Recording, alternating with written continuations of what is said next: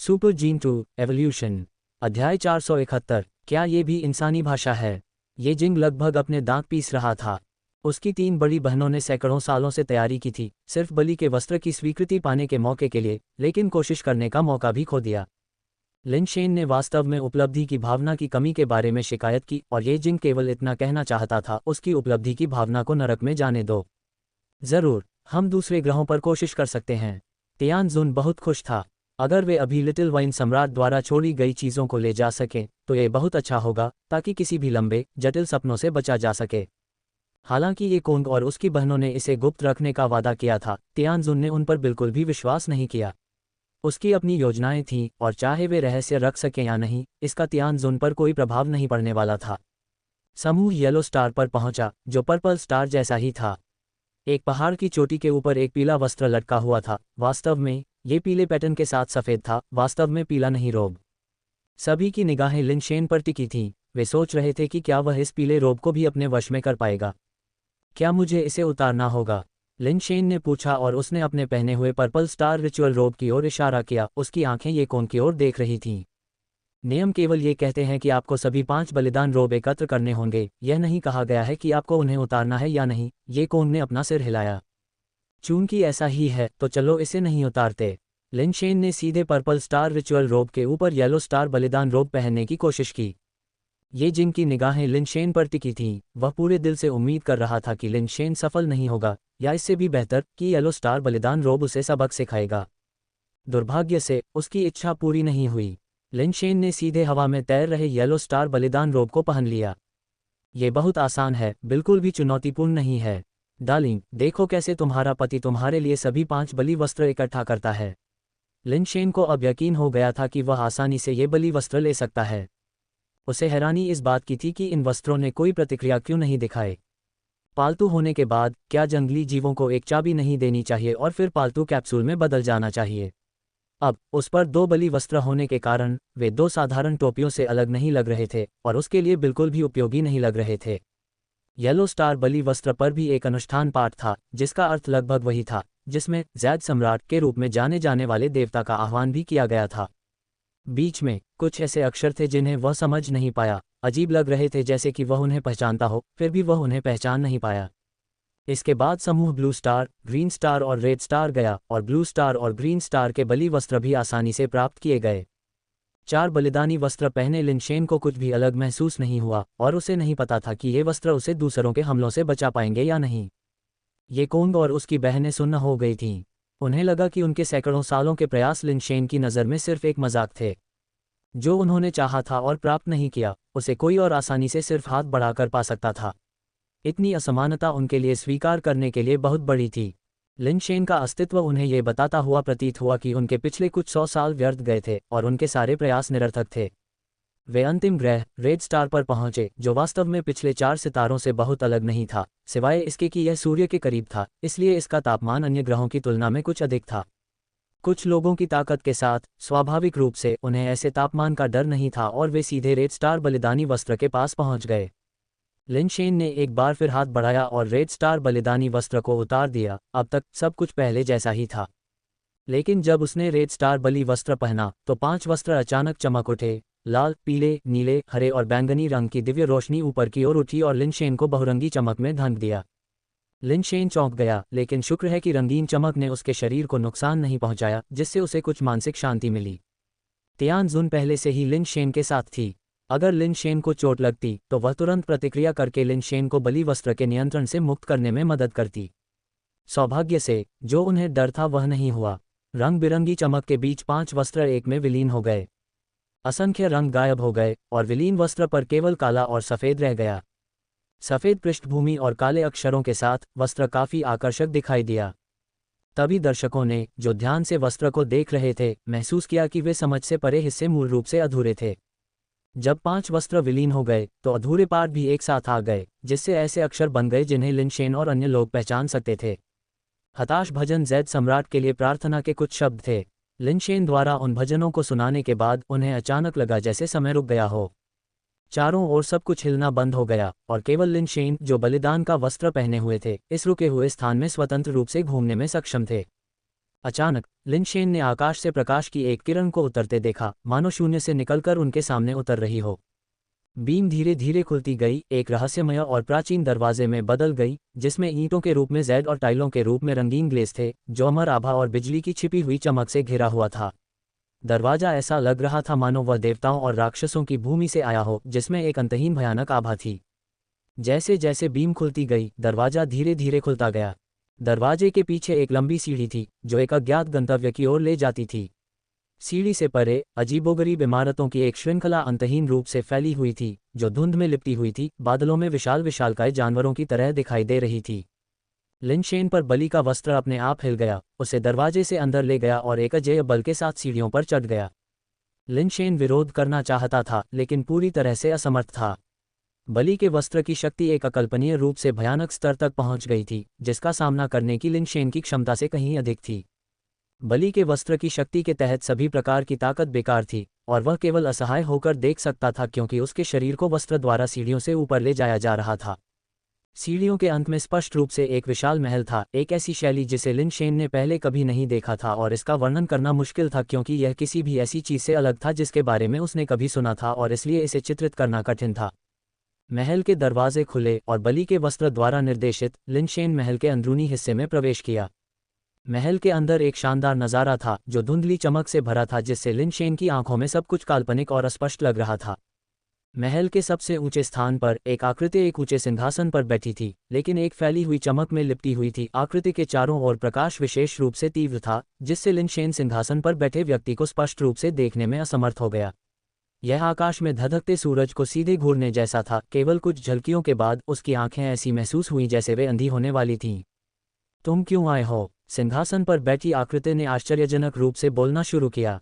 मुझे कैसे पता चलेगा कि मैं क्यों आया हूँ? मैंने खुद यहाँ आने का चुनाव नहीं किया, मुझे बलि के वस्त्र ने यहाँ खींचा था। लिनशेन अंदर से उदास महसूस कर रहा था, लेकिन फिर उसने सोचा, वस्त्र पर लिखे भजनों का उपयोग जैद सम्राट देवता की मदद मांगने के लिए किया जाता है। क्या ऐसा हो सकता है कि देवता वास्तव में इस दुनिया में मौजूद हैं, और इस सिंहासन के ऊपर जो है वह जैद सम्राट देवता है? क्या आप जैद सम्राट हैं, प्रभु? लिनशेन ने सोचा, फिर सम्मानसूचक शब्द का उपयोग करने का फैसला किया। इससे कोई फर्क नहीं पड़ता कि दूसरा पक्ष वास्तविक देवता था या नहीं, उसके पास जो ताकत थी उसका मुकाबला करना लिनशेन की क्षमता से परे था। सम्मानपूर्वक व्यवहार करना बेहतर था। हाँ, दूसरे ने सरलता से और सीधे उत्तर दिया। फिर पूछा, तुम क्यों आए हो? लिनशेन दूसरे की आवाज़ को स्पष्ट रूप से सुन सकता था, फिर भी वह ये निर्धारित नहीं कर सका कि आवाज़ पुरुष की थी या महिला की, बूढ़ी की या जवान की, सुखद की या अप्रिय की। कुछ खास नहीं, मैं बस आपकी प्रशंसा करता हूँ, इसलिए मैं आपसे मिलने आया हूँ, आपकी कृपा को देखने के लिए। लिनशेन ने अजीब सी हंसी के साथ कहा। हालांकि दूसरे ने बलिदान ग्रंथों में वर्णित देवता जैद सम्राट होने की बात स्वीकार की थी, एक नास्तिक के रूप में लिनशेन दुनिया में देवताओं के अस्तित्व में विश्वास नहीं करता था।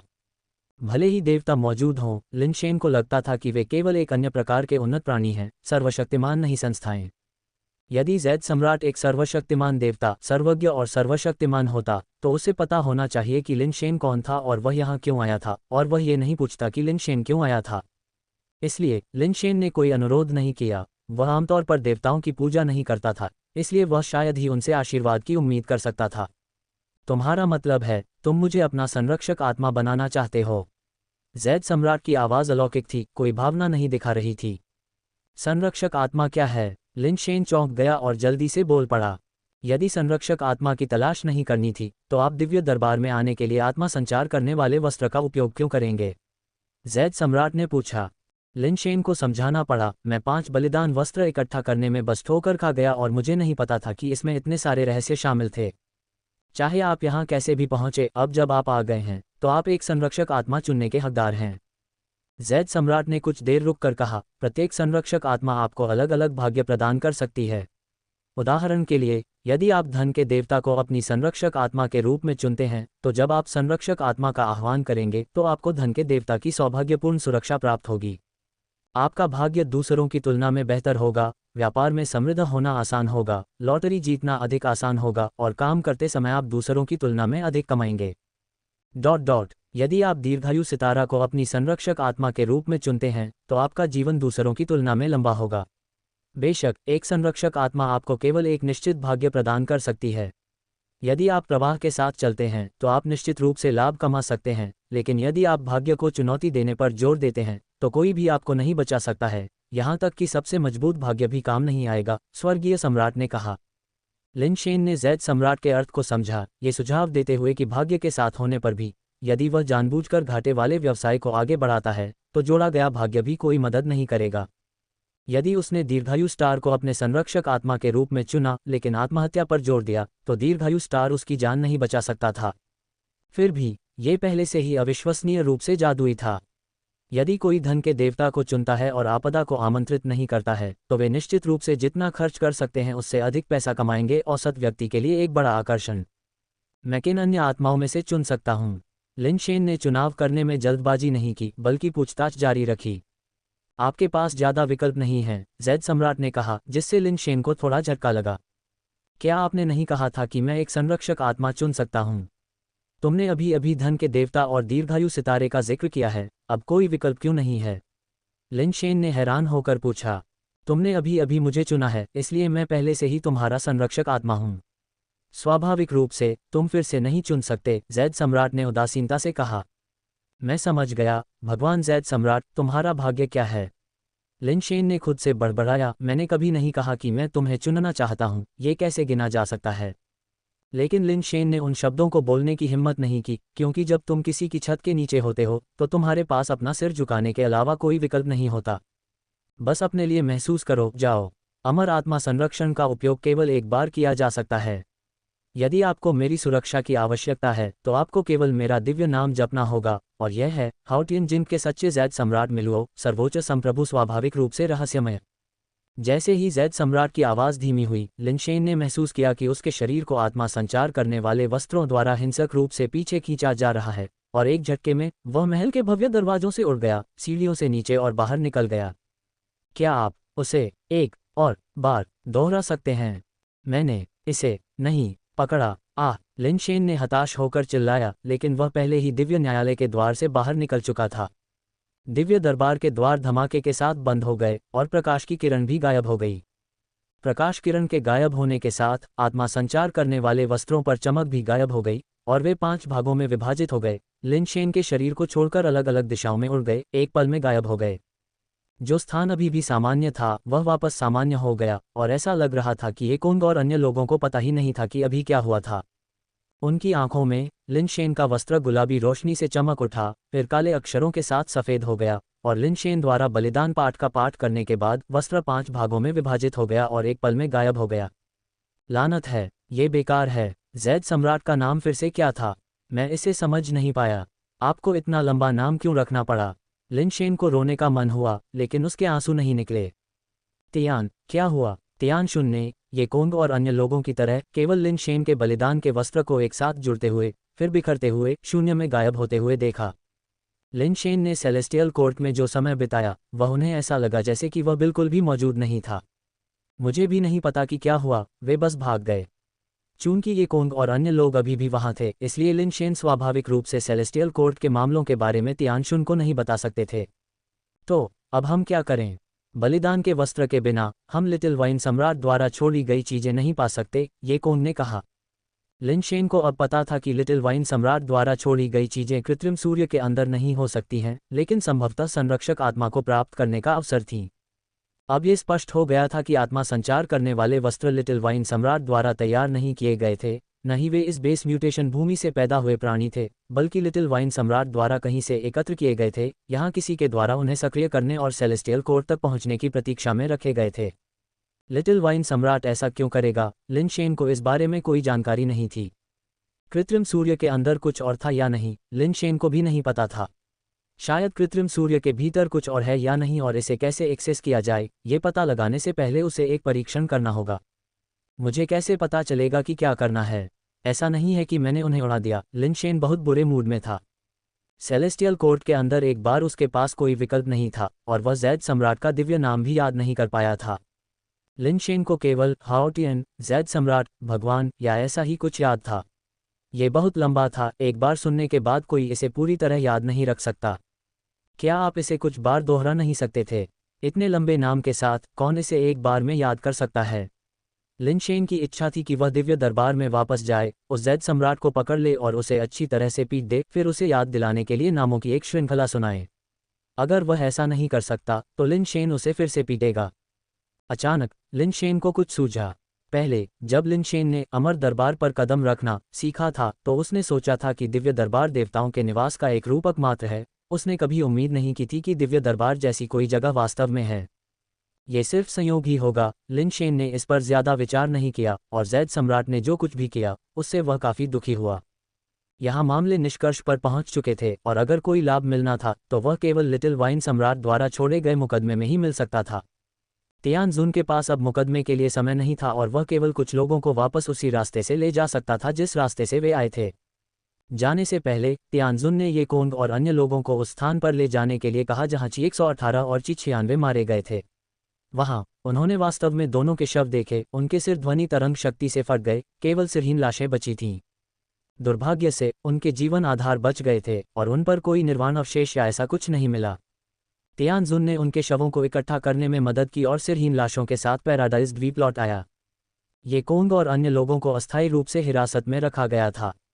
तियानजुन का इरादा लिन शेन को स्काई में वापस लाना था। पिनेकल स्टार को जल्द से जल्द स्वर्गीय सम्राट को रिपोर्ट करने के लिए भेजा ताकि आगे कोई दुर्घटना न हो।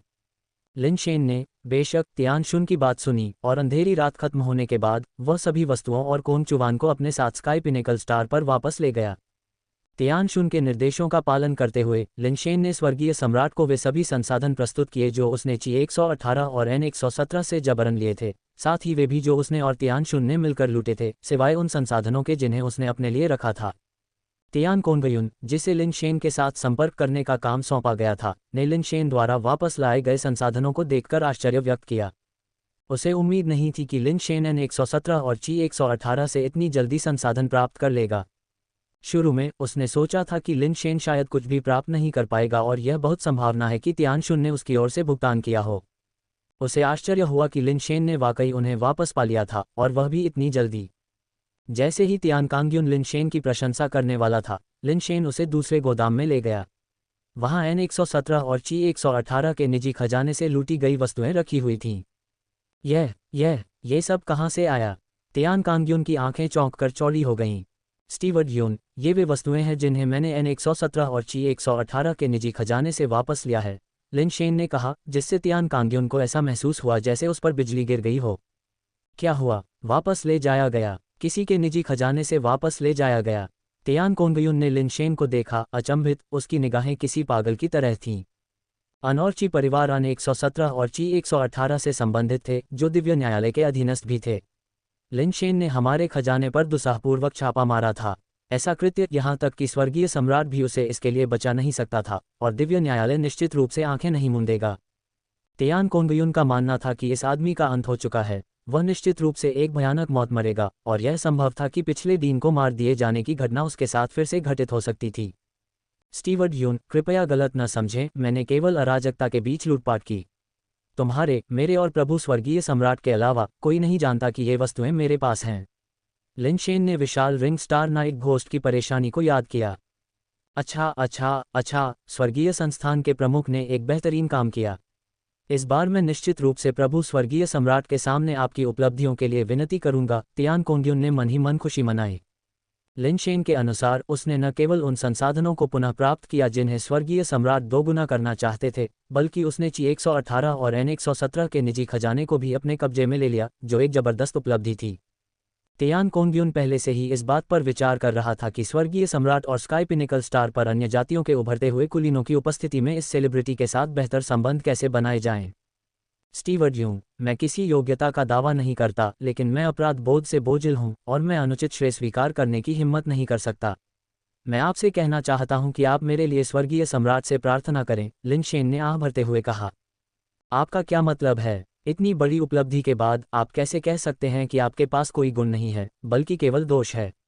तियान कोंगयुन ने लिन शेन को असमंजस से देखा। उसे एहसास हुआ कि इसमें कुछ और भी होना चाहिए।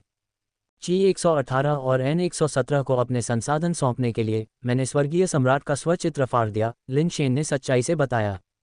तियान कोंग्युन को गहरा सदमा लगा। उसे लगा जैसे इस आदमी से बात करना रोलर कोस्टर की सवारी करने जैसा है, जिसमें अचानक उतार चढ़ाव आते हैं जो किसी कमज़ोर दिल वाले व्यक्ति को लगभग मौत के घाट उतार सकते हैं। डीन तियान, मैं इस मुद्दे पर आपकी सहायता नहीं कर सकता, न ही आपकी ओर से दया की याचना कर सकता हूँ। बेहतर होगा कि तुम मेरे साथ महल में आओ और स्वर्गीय सम्राट के फैसले का इंतजार करो, तियान कोंग्युन ने जटिल भाव से कहा और संसाधनों को भी ले जाने का आदेश दिया। लिनशेन महल के बाहर स्वर्गीय सम्राट द्वारा बुलाए जाने का इंतजार कर रहा था। ऐसा लग रहा था कि वह बेफिक्र था। यहाँ आने से पहले तियानशुन ने उसके लिए सभी संभावित परिणामों का विश्लेषण कर लिया था। उसने जो अपराध किया है वह जरूरी नहीं कि बुरी चीज़ हो, और भले ही वह कुछ अच्छा न हो, लेकिन सबसे बुरी बात जो हो सकती थी वह थी स्वर्गीय सम्राट से उसका हिस्सा न मिलना। थोड़ी देर बाद तियान कोंग्युन अपने चेहरे पर मुस्कान के साथ जल्दी से बाहर निकला और कहा, डीन तियान, स्वर्गीय सम्राट ने आपको स्वर्गीय पत्नी के शानदार महल में बुलाया है। जल्दी करो और मेरे पीछे आओ। स्टीवर्ड यून, मेरे मामले के बारे में। तियान कोंग्युन के हाव भाव देखकर लिनशेन को पता चल गया कि उसे सुरक्षित रहना चाहिए। जब स्वर्गीय सम्राट ने तुम्हारे अफेयर के बारे में सुना तो उसने 3 बार अच्छा कहा। छोटे भाई, तुम किस्मत वाले हो। जब तुम सफल होगे तो अपने पुराने दोस्त को मत भूलना, तियान कोंग्युन ने प्रसन्नतापूर्वक कहा। शानदार महल में लौटने पर स्वर्गीय सम्राट और स्वर्गीय संगिनी अभी भी मोतियों वाले पर्दे के पीछे बैठे थे और लिनशेन अभी भी स्वर्गीय सम्राट का चेहरा नहीं देख पा रहे थे। तियान, क्या तुम अपना अपराध स्वीकार करते हो? पर्दे के पीछे से स्वर्गीय सम्राट की राजसी आवाज आई। मैं इसे स्वीकार करता हूँ, लिनशेन ने ईमानदारी से चिंतित होकर उत्तर दिया। चूंकि तुम इसे स्वीकार करते हो तो हमें बताओ कि तुमने क्या अपराध किया है, स्वर्गीय सम्राट ने आगे कहा। मुझे महामहिम के चित्र का अपमान नहीं करना चाहिए था, लिनशेन ने सिर झुकाकर उत्तर दिया। हम, स्वर्गीय सम्राट ने गुस्से से कहा, अपनी हथेली को टेबल टॉप पर पटकते हुए, और गुस्से से कहा, क्या इस तरह से तुम अपना अपराध स्वीकार करते हो? लिनशेन तुरंत हैरान हो गया। उसने खुद से सोचा, यहाँ क्या हो रहा है? क्या स्टीवर्ड यूं ने नहीं कहा कि स्वर्गीय सम्राट बहुत खुश था? अब जब मैं यहाँ हूँ तो ये क्रोध में क्यों बदल गया है? शुक्र है, ये केवल स्वर्गीय सम्राट है जो क्रोधित है, झाओ यूं नहीं। ये सोचते हुए लिनशेन केवल एक बार फिर ईमानदारी से चिंता का भाव दिखा सका और कहा, सब कुछ मेरी गलती है। कृपया स्वर्गीय सम्राट, अपनी सजा सुनाओ। बेशक, ये सब तुम्हारा दोष है। तुम एक सहस्राब्दी देर से पैदा हुए, जिसके कारण मैं तुमसे जल्दी नहीं मिल पाया। 100 साल से अधिक समय तक सेलेस्टियल मास्टर इंस्टीट्यूट को डीन के बिना छोड़ दिया, और हमारी सेलेस्टियल रेस को 1000 साल के लिए शक्ति के स्तंभ से वंचित कर दिया। डीन तियान, तुम्हारा पाप वास्तव में गंभीर है। मैं तुम्हें कैसे सजा दूं? स्वर्गीय सम्राट की आवाज़ में गरज के साथ गुस्सा आया, जिससे लिनशेन कुछ हद तक घबरा गया, लेकिन जैसे जैसे वह आगे बढ़ा उसकी आवाज़ में हंसी की झलक थी। अरे, ये बूढ़ा आदमी वास्तव में मुझे मौत के घाट उतारना चाहता है। लिनशेन ने अंदर से ठंडा पसीना पोंछा। कोई भी सजा चलेगी, मैं महामहिम के फैसले को स्वीकार करूंगा, लिनशेन ने कहा। अच्छा, तो मैं तुम्हें सजा दूंगा। 3 महीने तक सेलेस्टियल स्टार पर बंद दरवाजों के पीछे चिंतन करने के लिए, स्वर्गीय सम्राट ने मुस्कुराते हुए कहा। डीन तियान, क्या तुम स्वर्गीय सम्राट को उनकी कृपा के लिए धन्यवाद नहीं दोगे? स्टीवर्ड यून ने अविचलित और भ्रमित लिनशेन को याद दिलाया। मैं आपकी कृपापूर्ण सजा के लिए महामहिम को धन्यवाद देता हूँ, लिनशेन ने जोर से कहा, लेकिन अंदर ही अंदर वह सोच रहा था, क्या बकवास है। मैंने इतनी परेशानी झेली, आपको इतने संसाधन उपलब्ध कराए, और आप मुझे एकांत में चिंतन करवाकर दंडित करना चाहते हैं। स्वर्गीय सम्राट लिनशेन के विचारों को ठीक से समझ गया और मुस्कुराते हुए बोला, ऐसा लगता है कि हमारे डीन तियान को समझ में नहीं आ रहा है कि सेलेस्टियल स्टार वास्तव में किस तरह की जगह है। मेरे साथी, कृपया उसे बताएं कि सेलेस्टियल स्टार वास्तव में किस तरह की जगह है। सेलेस्टियल स्टार नाम सेलेस्टियल रेस के जन्मस्थान जैसा लगता है, लेकिन वास्तव में सेलेस्टियल स्टार का मूल रूप से सेलेस्टियल रेस से कोई संबंध नहीं था। सेलेस्टियल रेस का असली जन्मस्थान स्काई पिनिकल स्टार है, और सेलेस्टियल स्टार का मूल नाम कुछ और था। सेलेस्टियल रेस ने इसे खोजने के बाद इसका नाम बदल दिया था। इसे पहले क्या कहा जाता था यह अब ज्ञात नहीं है। चूंकि बहुत कम लोगों ने कभी सेलेस्टियल स्टार का दौरा किया है, इसलिए पीढ़ियों के दौरान केवल स्वर्गीय सम्राट और उनकी पसंदीदा शाही पत्नियां या शाही रिश्तेदारों को ही सेलेस्टियल स्टार पर रहने का सौभाग्य मिला है। इसकी खोज के बाद से सेलेस्टियल स्टार का उपयोग स्वर्गीय सम्राट की साधना भूमि के रूप में किया जाता रहा है। युगों से स्वर्गीय सम्राटों ने एक अवधि के लिए सेलेस्टियल स्टार पर साधना की है, कुछ ने बचपन से, जबकि अन्य ने सिंहासन प्राप्त करने के बाद ही। तियानशु राजवंश में सम्राट और उनकी शाही पत्नियों के अलावा केवल उनके बच्चों को ही आकाशीय तारे पर साधना करने का विशेषाधिकार प्राप्त था। अन्य शाही रिश्तेदारों में केवल छोटे शाही चाचा तियानजिक्सिया के पास आकाशीय तारे पर साधना करने की योग्यता थी। उनके अलावा कोई भी अन्य तथाकथित रिश्तेदार, यहाँ तक कि सम्राट के अपने चाचा और चाची भी आकाशीय तारे में प्रवेश नहीं कर सकते थे। अन्य जातियों के एक व्यक्ति लिन शेन को वास्तव में आकाशीय तारे में प्रवेश करने का मौका मिला। ये वास्तव में तियानशु राजवंश में एक अभूतपूर्व घटना थी। हालांकि इसे चिंतन के लिए कहा गया था, लेकिन वास्तव में ये लिन शेन को दिया गया एक जबरदस्त अवसर था, साथ ही सुरक्षा भी। लिन शेन ने ची 118 और एन 117 से बहुत सारी आपूर्ति ली, और यह कुछ ऐसा था जिसे गुप्त नहीं रखा जा सकता था। उनके निजी खजाने भी खाली कर दिए गए थे, और हालांकि ऐसे मामलों को सार्वजनिक रूप से स्वीकार नहीं किया जाता है। एक बार जब नाइट घोस्ट जनजाति की अराजकता शांत हो जाती है और नाइट घोस्ट के पास वे संसाधन नहीं मिलते हैं, तो एन और ची परिवार स्वाभाविक रूप से सबसे पहले तियानजुन और लिन शेन पर संदेह करेंगे। सेलेस्टियल कोर्ट में तियान, ची और एन परिवारों के कई व्यक्तियों में से सम्राट तियानशु के अलावा शायद कोई भी सेलेस्टियल मास्टर संस्थान को फिर से उठते हुए नहीं देखना चाहता था। कोई भी नहीं चाहता कि उनके सिर पर चाकू लटका रहे, जो समय समय पर उनके मांस के टुकड़े काटता रहे। सेलेस्टियल मास्टर संस्थान को फिर से खड़े होने से रोकने का सबसे अच्छा तरीका स्वाभाविक रूप से डीन को गिराना है, और विशालकाय रिंग स्टार पर नाइट घोस्ट की घटना, हालांकि सतह पर लिन शेन से असंबंधित प्रतीत होती है, अनिवार्य रूप से किसी को लिन शेन के नाम को खराब करने की आवश्यकता है। सम्राट तियानशु ने लिन शेन को सेलेस्टियल स्टार में चिंतन के लिए इसलिए भेजा था ताकि वह सभी तियान, ची और एन परिवारों को अपना रुख दिखा सके कि वह उनके संरक्षण में है और किसी को भी उसके व्यक्तित्व को छूने के बारे में नहीं सोचना चाहिए। ऐसे धन निर्माता की रक्षा के लिए स्वर्गीय सम्राट अपना चेहरा एक तरफ रखने को तैयार था और किसी को भी लिन शेन को नीचे नहीं गिरने देगा। लिन शेन ने सुविधाजनक रूप से कोंग चुवान की योग्यता का भी उल्लेख किया। कोंग चुवान के लगभग घातक हस्तक्षेप के बारे में भाग को छोड़ दिया। मूल रूप से लिन शेन कोंग चुवान का उल्लेख नहीं करना चाहते थे, जो उनके पक्ष में कांटा था, लेकिन कोंग चुवान की मोर की आंखें उनके नियंत्रण में थीं और स्वर्गीय पत्नी के साथ संबंध थे। उन्होंने फैसला किया कि आखिरकार उनका उल्लेख करना सबसे अच्छा था। विशेष सेवा विभाग के प्रमुख के पद के लिए ये कोंग चुवान के अपने भाग्य और स्वर्गीय पत्नी की क्षमताओं पर निर्भर करेगा। वह वैसे भी उस मामले को नहीं उठाएंगे। स्वर्गीय सम्राट कोंग चुवान को किस तरह पुरस्कृत करना चाहते थे, यह अब लिन शेन की चिंता का विषय नहीं था।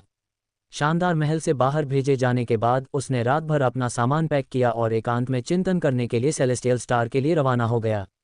वह सेलेस्टियल मास्टर इंस्टीट्यूट भी नहीं गया, सीधे स्काई पिनेकल स्टार से सेलेस्टियल स्टार पर चला गया। लिन शेन के स्काई पिनेकल स्टार पर लौटने से पहले तियानशुन और एन 117 की रिपोर्ट पहले ही तियान जुए परिवार और एन परिवार की तीसरी हवेली, साथ ही सेलेस्टियल कोर्ट तक पहुंच चुकी थी। हालांकि ची परिवार की चौथी हवेली, जिससे ची 118 संबंधित थी, को भी खबर मिली, लेकिन उनका स्रोत ची 118 से नहीं था। चूंकि ची 118 और ची 96 परम अंधकार क्षेत्र में चले गए थे, इसलिए समुद्र के किनारे का महल गिर गया था और वापस संदेश भेजने वाला कोई नहीं था। तियानशुन और एन 117 की रिपोर्ट अलग अलग थीं। 117 की रिपोर्ट में सिर्फ इतना कहा गया था कि नाइट घोस्ट जनजाति ने जायंट रिंग स्टार पर अत्याचार किए, उसके महल पर हमला किया और बड़ी मात्रा में आपूर्ति लूट ली। अपने भयंकर प्रतिरोध के बाद उसने आखिरकार नाइट घोस्ट जनजाति के अवशेषों को खदेड़ दिया। उनका विस्तृत विवरण भावनाओं से भरा हुआ था और उन्होंने संयोगवश लिन शेन के पैसे उधार लेने आने और आपूर्ति का एक बड़ा बैच ले जाने का भी उल्लेख किया। तियानजुन की रिपोर्ट काफ़ी सीधी सादी लग रही थी। इसमें केवल इतना कहा गया था कि नाइट घोस्ट ट्राइब ने पैराडाइज आइलैंड पर हमला किया था, लेकिन स्थिति अब नियंत्रण में थी और 4 प्योरब्लड नाइट स्पेक्टर्स को पकड़ लिया गया था, जो आगे के निर्देशों की प्रतीक्षा कर रहे थे। अंत में तियानजुन ने यह भी उल्लेख किया कि लिन शेन ने उनसे सामग्री का एक बैच उधार लिया था। हालांकि सरलता से लिखा गया है, लेकिन गहरी नज़र वाला कोई भी व्यक्ति अंतर्निहित मुद्दों को पहचान सकता है। आमतौर पर इस तरह की घटना को सेलेस्टियल रेस के बीच एक महत्वपूर्ण मुद्दा नहीं माना जाएगा, और इस तरह का विकासशील ग्रह आमतौर पर सेलेस्टियल कोर्ट को परिषद की बैठक बुलाने के लिए उकसाएगा नहीं। हालांकि अजीब बात यह है कि इस घटना ने वास्तव में डीन और वाइस डीन को सतर्क कर दिया, जिससे एक तत्काल परिषद की बैठक हुई। बैठक का फोकस इस बात पर था कि सुदृढ़ीकरण के लिए और शेष नाइट घोस्ट को खत्म करने के लिए किसे जायंट रिंग स्टार भेजा जाना चाहिए। सभी परिवारों ने असामान्य तरीके से काम किया, विशाल रिंग स्टार का समर्थन करने की अपनी तत्काल इच्छा और इच्छा व्यक्त की, जिससे परिषद में काफ़ी हंगामा हुआ। जब सभी लोग शब्दों की लड़ाई में लगे हुए थे, सम्राट तियानशु, जो कई वर्षों से सेलेस्टियल कोर्ट में नहीं आए थे, अचानक प्रकट हुए। लिन शेन के सेलेस्टियल स्टार पर पहुंचने के बाद ही उन्हें एहसास हुआ कि स्वर्गीय सम्राट की प्रतिबिंब की सजा कितनी जबरदस्त थी। सेलेस्टियल स्टार की घास पर खड़े होकर और उसकी हवा में सांस लेते हुए उनकी घड़ी अचानक हिल गई, जिसमें बेस म्यूटेशन दर जोड़ 1 का संकेत दिखाई दिया। क्या हो रहा है? लिन शेन दंग रह गए। उन्होंने कुछ भी नहीं किया था, फिर भी उनकी बेस म्यूटेशन दर बढ़ गई थी। ये बहुत ही असामान्य था। आप कौन हैं और आप यहाँ क्या कर रहे हैं? जब लिन शेन अपने आसपास का सर्वेक्षण कर रहे थे, ये समझने की कोशिश कर रहे थे कि क्या हो रहा है, तो उन्होंने अचानक एक शानदार कपड़े पहने महिला सेलेस्टियल को अपनी ओर उड़ते हुए देखा, जो हैरान सुंदरता से उन्हें देख रही थी। मैं स्वर्गीय सम्राट के आदेश पर काम करने वाले दिव्य गुरुओं के संस्थान का प्रमुख हूँ, यहाँ चिंतन के लिए आया हूँ। मैं आपको कैसे संबोधित कर सकता हूँ? लिन शेन जानता था कि दिव्य तारे पर दिखने वाले दिव्य व्यक्ति का एक असाधारण दर्जा होना चाहिए। प्रतिबिंब। यहाँ महिला दिव्य व्यक्ति का चेहरा आश्चर्य से भर गया। ये स्वर्गीय सम्राट का आदेश है। लिन शेन ने स्वर्गीय सम्राट द्वारा उसे दिया गया आदेश निकाला और उसे महिला को दिखाया। ये पुष्टि करने के बाद कि आदेश प्रामाणिक था, महिला की अभिव्यक्ति और भी अजीब हो गई। हालांकि उसने और कुछ नहीं कहा। चिंतन के लिए आपका स्थान साइलेंट निवास में है, जहां मैं रहता हूं, वहां से बहुत दूर नहीं है। मैं आपको वहां ले जाऊंगा। धन्यवाद। चूंकि महिला ने अपना नाम नहीं बताया, इसलिए लिन शेन ने आगे कुछ नहीं पूछा। मेरा नाम किंग यू है और मैं साइलेंट निवास से नीचे की ओर रेनी मिस्ट टॉवर में रहता हूं। सेलेस्टियल स्टार पर कई प्रतिबंध हैं, इसलिए वहां भटकना बेहतर नहीं है। अगर आपको कोई समस्या आती है तो आप मुझे रेनी मिस्ट टॉवर पर पा सकते हैं, उसने कहा और लिन शेन को साइलेंट रेसिडेंस में ले गई। जाने से पहले एक पल के लिए सोचती रही। लिन शेन ने फिर से धन्यवाद दिया और किंग यू के जाने के बाद उसने साइलेंट रेसिडेंस का ध्यानपूर्वक निरीक्षण करना शुरू कर दिया। साइलेंट रेसिडेंस एक पहाड़ की तलहटी में एक तालाब के पास बनाया गया था, जो पहाड़ की दीवार और झरने के ठीक सामने था। झरना शिखर से गिरता था और हालांकि प्रवाह धीमा था, फिर भी छींटे आसपास हर जगह धुंध पैदा करते थे। पूरा साइलेंट रेसिडेंस बादलों के बीच तैरता हुआ लग रहा था, जो किसी देवता के निवास जैसा लग रहा था। लिन शेन ने हवा में उच्च आर्द्रता को महसूस करते हुए एक गहरी सांस ली। फिर भी सांस लेने में लगने वाले समय में उसका फोन फिर से कंपन करने लगा, जो उसके बेस म्यूटेशन दर में एक और जोड़े का संकेत दे रहा था। असामान्य, बिल्कुल असामान्य। यहाँ खेती करने वाला कुत्ता भी मौके पर ही उड़ सकता है। लिन शेन आश्चर्य और प्रसन्नता। बहन, क्या आप साधना करने के लिए स्टार गेजिंग प्लेटफॉर्म पर नहीं थीं? आप इतनी जल्दी वापस क्यों आ गईं? आतिशबाजी मंडप के भीतर एक युवा दिव्य ने पूछा, तियान किंग्यू को कुछ हैरान देखकर। मैं एक आदमी से मिला जिसे अभी अभी दिव्य सितारा ले जाया गया था, इसलिए मैंने उसे रास्ता दिखाया और सीधे वापस आ गया, तियान किंग्यू ने कहा। वह कौन सा राजकुमार था? तियान या तियानजिया? नहीं, ये सही नहीं है। अगर वे दिव्य सितारा आ रहे होते तो उन्हें रास्ता दिखाने के लिए आपकी ज़रूरत क्यों होती, बहन? इसके अलावा वे यहाँ नहीं रुकते, तियान बुलुओ ने भौहें सिकोड़ते हुए कहा। वह कोई राजकुमार नहीं था, तियान किंग्यू ने अपना सिर हिलाया। अगर वह कोई राजकुमार नहीं है तो कुछ गड़बड़ है। हम राजकुमारों के अलावा केवल पिता की शाही पत्नियां ही दिव्य दरबार में आ सकती हैं, और स्वाभाविक रूप से वे पुरुष नहीं हो सकते। क्या ऐसा हो सकता है? छोटे शाही चाचा आ गए हैं। तियान बुलुओ की आंखें अचानक चमक उठीं। अनुमान लगाना बंद करो, ये छोटे शाही चाचा नहीं हैं, न ही कोई दिव्य। यह एक इंसान है। वह दिव्य गुरु संस्थान का डीन होने का दावा करता है, जिसे पिता ने मौन निवास में आत्मनिरीक्षण में दीवार की ओर मुंह करके सजा दी है, तियान किंग्यू ने मुस्कुराते हुए कहा। ये सुनकर तियान बुलुओ की आंखें चौड़ी हो गईं। मौन निवास, आत्मनिरीक्षण, क्या मैंने गलत सुना या आपने गलत बोला? पिता एक विदेशी जनजाति के व्यक्ति को दिव्य तारे में क्यों आने देंगे? मौन निवास में चिंतन करने की तो बात ही छोड़िए, चिंतन करने के लिए क्या है? वह स्थान है जहां देवताओं और स्वर्गीय सम्राट ने दाव को समझा। यह अमर कानूनों की सघनता वाली कुछ जगहों में से एक है। यहाँ तक कि इस रेनी मिस्ट टॉवर का स्थान भी घटिया है। पिता ने अपनी युवावस्था में खुद वहां साधना की थी। मैंने पिता से कई बार पूछा है और उन्होंने मुझे साइलेंट रेसिडेंस में रहने देने के लिए कभी सहमति नहीं दी, तो वे एक विदेशी इंसान को वहां कैसे रहने दे सकते हैं? तियान बुलुओ को ये बात और भी अजीब लगी जैसे जैसे वह बोलता गया। उस आदमी के पास पिता का हस्तलिखित फरमान है, मैंने इसे देखा है और यह वास्तविक है, तियान किंग्यू ने कहा। ऐसा कुछ वास्तव में हुआ था? रुको, तुमने कहा कि वह आदमी सेलेस्टियल मास्टर इंस्टीट्यूट का डीन होने का दावा करता है। मैं जानता हूं कि वह अब कौन है, लेकिन पिता उसे सेलेस्टियल स्टार में दीवार की ओर मुंह करके आत्मनिरीक्षण करने के लिए क्यों बुलाएंगे? और यहाँ तक कि उसे साइलेंट रेजिडेंस में रहने की व्यवस्था भी क्यों करेंगे? तियान बुलुओ ने कहा, अपने पैरों पर खड़े होकर और बोलते हुए बाहर की ओर बढ़ते हुए, मुझे खुद जाकर देखना चाहिए। परेशानी मत करो, तियान किंग्यू ने जल्दी से उसे रोक दिया। बहन, चिंता मत करो, मैं उसके साथ परेशानी की तलाश नहीं करूंगा। मैं बस कुछ जानकारी इकट्ठा करने जा रहा हूं, ये देखने के लिए कि वह यहाँ क्यों आया है, तियान बुलुओ ने रेनी मिस्ट टॉवर छोड़ने से पहले कहा। हालांकि तियान बुलुओ ने कहा कि वह परेशानी नहीं खड़ी करेगा, लेकिन जैसे ही वह रेनी मिस्ट टॉवर से बाहर निकला, उसने एक मोड़ लिया और साइलेंट रेजिडेंस की ओर चल पड़ा। वह खुद देखना चाहता था कि सेलेस्टियल मास्टर इंस्टीट्यूट के नए डीन को साइलेंट रेजिडेंस में रहने का क्या हक है, जहां वह खुद भी नहीं रह सकता था। तियान बुलुओ जानता था कि सम्राट तियानशु के पास साइलेंट रेजिडेंस में किसी को रहने देने के अपने कारण थे, और एक सामान्य दिन में तियान बुलुओ ने आपत्ति नहीं की होगी। हालांकि हाल ही में स्थिति अलग थी। ब्रह्मांडीय रैंकिंग लड़ाई, जो हर 10 ब्रह्मांडीय वर्षों में एक बार होती है, कुछ महीनों में शुरू होने वाली थी। हर जाति के लोगों को भाग लेने का अवसर मिला, हालांकि उसके जैसे युवा लोग ब्रह्मांड में सेलेस्टियल रेस की रैंकिंग को बहुत प्रभावित नहीं करेंगे। फिर भी ब्रह्मांडीय रैंकिंग लड़ाई में चमकना अभी भी बहुत सम्मान की बात होगी। अधिकांश छोटी जातियां और शक्तिशाली ब्रह्मांडीय जातियां उच्च रैंकिंग हासिल करने के लिए लड़ाई में शामिल नहीं हुईं, बल्कि खुद का नाम बनाने के लिए।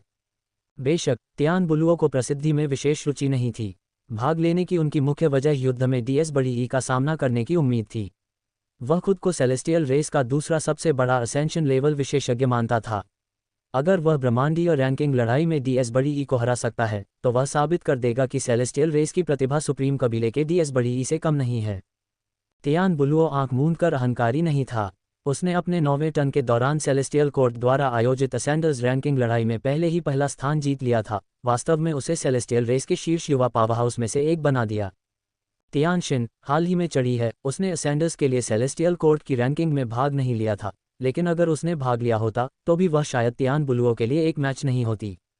इस अंतर कबीले रैंकिंग लड़ाई की तैयारी में तियान बुलुओ ने बहुत लंबे समय तक तैयारी की थी और पहले से ही 10वें टन के शिखर पर पहुंच गया था। हालांकि तियान बुलुओ जानता था कि 10वें मोड़ के शिखर पर पहुंचना ही डीएस बड़ी ई को हराने के लिए पर्याप्त नहीं होगा, उसे और भी मजबूत बनना होगा। इसलिए उसने सम्राट तियानशु से मौन निवास में रहने की अनुमति मांगी, जहां देवता और स्वर्गीय सम्राट के मिलन से छोड़े गए अमर कानूनों की अवशिष्ट लय बनी हुई थी।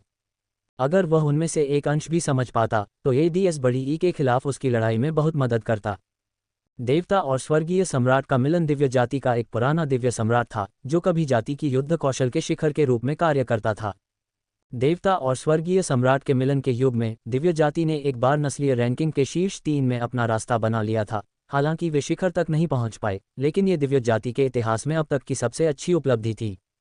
ब्रह्मांड में व्यापक रूप से प्रचारित 5 मौलिक विकास कौशलों में से एक स्वर्गीय हृदय कौशल देवता और स्वर्गीय सम्राट के स्वर्गीय एकता मन कौशल से अनुकूलित किया गया था, जिनके पास एक ऐसा कौशल भी था जो स्वर्गीय एकता मन कौशल का पूरक था, जिसे स्वर्ग और दिव्य प्राणी कौशल कहा जाता है, जिसे देवत्व के सबसे करीब का कौशल माना जाता है। दुर्भाग्य से स्वर्ग और दिव्य प्राणी कौशल में साधक की प्रतिभा के लिए अत्यधिक उच्च आवश्यकताएं थीं। देवता और स्वर्गीय सम्राट के बाद से कोई भी स्वर्ग और दिव्य प्राणी कौशल को पूर्ण करने में सक्षम नहीं हुआ है। देवत्व के सबसे करीब इस कौशल के सार को पूरी तरह से व्यक्त करने में असमर्थ है। इसके अलावा जैसे जैसे स्वर्गीय एकता मन कौशल समय के साथ धीरे धीरे अप्रचलित होता गया, अधिक शक्तिशाली विकास कौशल बनाए गए।